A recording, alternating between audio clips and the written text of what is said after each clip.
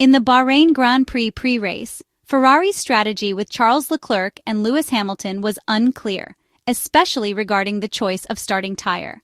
In the leading group, everyone opted for the soft tire for the first stint at the 5.412-kilometer Bahrain International Circuit in Sakhir, while the two SF-25 cars started with mediums. The decision was based on the idea that, with a full fuel load, the Italian car would have more tendency to slide. The use of the yellow tire, which has a slightly higher operating temperature range, could help improve the thermal management of the rear. The decision was therefore made considering the fact that Bahrain is one of the most demanding circuits for tire thermal degradation, and that the main limit is the overheating of the rear, especially during acceleration phases. With this strategy, Ferrari planned to use the Pirelli tires with the red band only in the final phase of the Bahrain Grand Prix, when the car would be lighter and its behavior more predictable. On the other hand, those who started with the red tire had better acceleration from the grid. George Russell and Lando Norris, for example, with less rear-sensitive cars, warmed their tires more slowly but in a controlled manner. In the first laps, Charles Leclerc struggled with the medium tire, a lot of oversteer indicating complicated thermal management of the rear. The Monegasque driver also reported brake issues, described as inconsistent, while Lewis Hamilton complained of poor grip, again on the medium tires. Various instructions came from the Ferrari pit. These referred to the temperatures, including advice on corner speeds at specific points on the track. The Monegasque responded that he would do a lift and coast. In the first phase of the stint, it was evident that the soft was more consistent. From the 10th lap onward, however, even the cars with the red tire started to suffer, with Oscar Piastri reporting rear overheating. Lewis Hamilton reported that the tires were improving, suggesting delaying the pit stop, as his Ferrari race engineer Riccardo Adami confirmed that they had switched to Plan B. Tire cooling in this phase is linked to the reduction of tread thickness. As the tire wears, it deforms less, generating less heat. Let's also take a look at the pit stops and strategies to see who made the best choice. The first to pit were Lando Norris and Max Verstappen. McLaren mounted the medium tire to try an undercut on George Russell, considering the 5-second penalty. On a high degradation circuit like Sakhir, the undercut is extremely effective. Max Verstappen, on the other hand, complained of overheating at the front and a general lack of grip. The RB21 single-seater proves very sensitive to temperatures, and the Austrian F1 team chose to mount the hard tire, which is more manageable but provides less grip. Lando Norris, 4 laps later, received the new medium compound. According to the engineers of the Italian team, it was more competitive than a used soft. At Ferrari, Charles Leclerc made his first stop on lap 19, with the mechanics mounting a second set of mediums on his car. The hard tire was discarded after Max Verstappen's reports, who had radioed in saying there was no grip at all. The same choice was made for the British driver of the Italian team. With the second set of mediums, Charles Leclerc showed excellent race pace, recovering time on the leading group. Based on the onboard footage, it is evident how Charles Leclerc managed to stabilize the rear tire temperature, keeping it about plus 10 degrees Celsius over the target. The SF-25 single-seater showed good balance and responsiveness during this phase. At this point, the Maranello team's strategy was exposed and needed to make another stop to change tire compounds. On the other hand, they had only used the mediums. McLaren was considering a double stop, deeming the single-stop strategy too slow.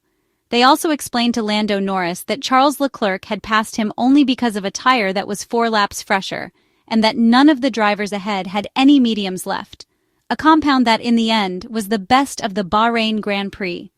The safety car on lap 30 neutralized any potential undercut. All the teams were already in the ideal pit stop window, and thus called their drivers in. McLaren mounted the last set of mediums, confirming the excellent strategic management of the team. George Russell switched to used softs, despite having hard tires available. Ferrari, on the other hand, fitted hard tires on both cars, ignoring the possibility of mounting the used softs. The idea was to aim for more manageable thermal management. However, when the race restarted, the limits became clear. Lewis Hamilton immediately reported issues with the front tires, speaking of a lack of rotation. The understeer of the SF-25 became evident, especially with the white compound. In hindsight, Ferrari might have split the strategy and put softs on one of the two drivers. There was no radio communication discussing tire preference with Charles Leclerc or Lewis Hamilton, although it is possible they communicated via the steering wheel to avoid giving any references to competitors. Ferrari once again missed out on the podium in Bahrain, a result that seemed within reach until the safety car nullified the strategic advantage built up to that point. Frederic Vasseur defended the decision to fit hard tires during those moments, rather than the softs which turned out to be more effective on George Russell's Mercedes. The team principal also expressed his support for Lewis Hamilton, acknowledging the difficulties he is facing in adapting to the Ferrari.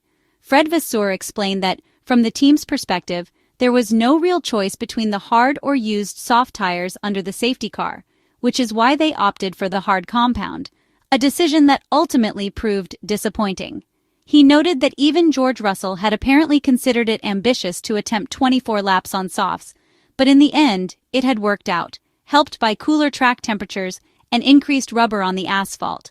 The French manager also defended Ferrari's overall race approach, saying the initial strategy had been sound. He acknowledged that the first stint had been costly, as it needed to be stretched, but emphasized that the pace afterward had been strong, and the race could have turned out very well if not for the safety car. Still, he admitted that such variables are part of racing. He added that without the safety car, Ferrari might have had the option to choose between soft and hard tires for the final stint. However, once the race was neutralized with 24 laps remaining, the softs were no longer a viable option for them. Fred Vasseur described the race as somewhat chaotic in strategic terms, noting that while sometimes 90% of the grid follows the same pattern, this race had been more fragmented.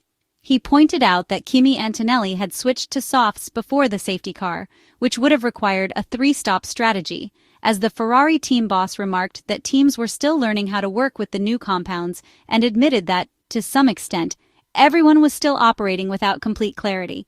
In his view, McLaren had shown itself to be far ahead in this regard.